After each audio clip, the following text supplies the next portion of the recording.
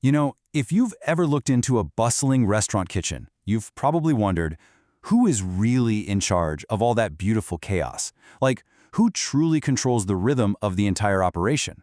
You might immediately think, oh, it's the manager, or maybe the grill chef flipping burgers at lightning speed.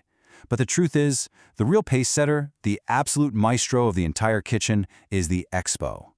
Welcome to this explainer.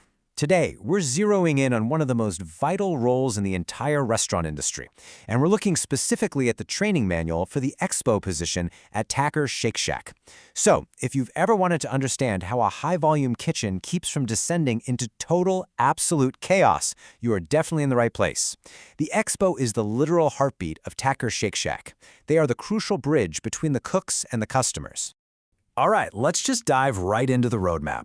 Today we're going to cover 1. The kitchen conductor, 2. The 3-day certification roadmap, 3. Quality control procedures, 4. Hot bar maintenance, and finally 5. Closing down the station. Section 1. The kitchen conductor, setting the pace. Now, it's incredibly important we frame this role right from the get-go. A common misconception is that an expediter is just, someone who casually tosses food into a bag. But at Tacker's? No way. You are a critical leader, and this is your instrument. The salad and prep station is the Expo's domain. Just look at how meticulously organized it is, from the diced tomatoes to the shredded cheese and those neatly arranged dressing cups. Operating from this command center, you are going to direct the flow of every single ticket. Because here's the reality. If your station is disorganized, the entire kitchen falls behind. And the training manual is extremely clear about your leadership responsibilities. It literally says to orchestrate the kitchen so orders are completed correctly, set the pace, and encourage the cook and fry line. Your main job is to keep the rhythm of the fry and grill shafts moving expeditiously. You aren't just reacting to whatever food they throw your way. You're actively encouraging them, calling out tickets, and setting the tempo for the entire shift.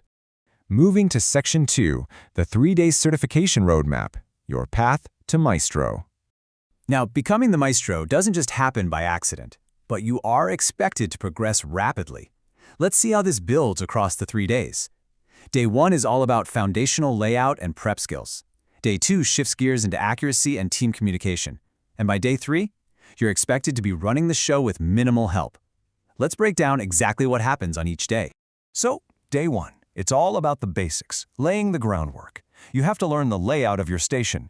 This means stocking cups, bowls, and paper bags so you aren't just scrambling blindly during a crazy rush. You'll learn to prep the salad bar, follow directions to make side items like salads, nachos, and soup, and actually begin reading food orders. You also need to start visually identifying the different fried foods coming off the line. It's a lot to take in, but it's essential, foundational knowledge. Then, boom, Day 2. The training shifts from basic prep to accuracy and, honestly, the big one, communication. You now need to identify all the different sandwiches. You're checking food items to make sure they're exactly what the customer ordered, and you're matching the grill items with the correct fried foods. But your absolute most crucial tool on Day 2, it's communication. You must speak up and communicate with the kitchen staff if items are missing or if you're falling behind on ticket times. Seriously, a silent expo is a failing expo. And then, Day 3, the training wheels come off entirely. Full orchestration. You must orchestrate the kitchen to ensure every position has exactly what they need to finish tickets accurately. The goal here is to work a whole shift with minimum instruction from your trainer. You are now the conductor. All right, Section 3, Quality Control Procedures, Fulfilling the Order. Okay, so once you're certified, your everyday reality is all about executing this exact linear process. Step 1, and I cannot stress this enough, this is vital, read the full ticket. Don't just glance at the first item. Read the whole thing so you know the full scope of the order before you even start bagging. Step 2, make sure the food was prepared correctly. Step 3, place the correct corresponding fried foods with the grill line foods. And finally, Step 4, once the ticket is totally 100% complete, ring the bell for the food runners. But hey, fulfilling an order isn't just about speed, right? It's about these crucial quality control checks. You must assemble orders correctly and double-check those tickets. Why? Well, because as the manual reminds us, maintaining this level of organization and accuracy is literally the only way to guarantee a wonderful dining experience. Oh, and don't forget the dishes. Even as the kitchen maestro, you gotta jump in and help wash dishes, so plates and silverware don't run out. Everything in there is a massive team effort. Which brings us to Section 4, Hot Bar Maintenance, Protecting Your Station. Now, beyond just reading tickets, protecting your station is absolutely critical if you're going to survive a lunch or dinner rush. You're responsible for filling the salad and condiment table. That's everything from lettuce and tomatoes to olives and boiled eggs. But you also have to maintain the 3 heated wells, keeping soups and hot sides stocked, stirred, and at the perfect temperature. And crucially, you must constantly monitor those water levels. You have to ensure there is enough water in the 3 heated wells. Because if they run dry, the equipment can burn out, which is a massive, massive problem for a busy restaurant. And part of keeping that station running is food cost management. Tacker's has a super specific standard here to kill wasteful habits. When pouring soup or heating mac and cheese, a common, really wasteful habit is just tossing the excess right down the sink. But the Tacker standard explicitly requires you to use a rubber scraper to return that excess food back to the pan. It's such a simple tool, but using it minimizes waste, it respects the food, and it maximizes the kitchen's overall efficiency. And finally, Section 5, closing down the station, ending on a high note.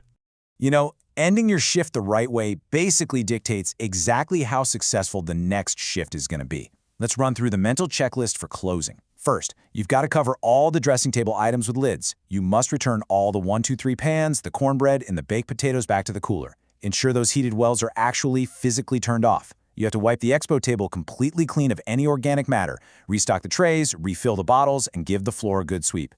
And once again, you end your shift by working with the dish team to ensure all dishes are washed. Properly resetting the kitchen like this is exactly how you set your teammates up for success tomorrow. Look, the Expo position is definitely not for the faint of heart. It takes a loud, clear voice, intense organization, and the rare ability to just keep your cool when that ticket machine is printing nonstop. You aren't just bagging food. You are the conductor holding the entire thing together right in the middle of a dinner rush. So looking back at the roadmap, the quality controls, and all that daily maintenance required, are you ready to step up, set the pace, and conduct the kitchen?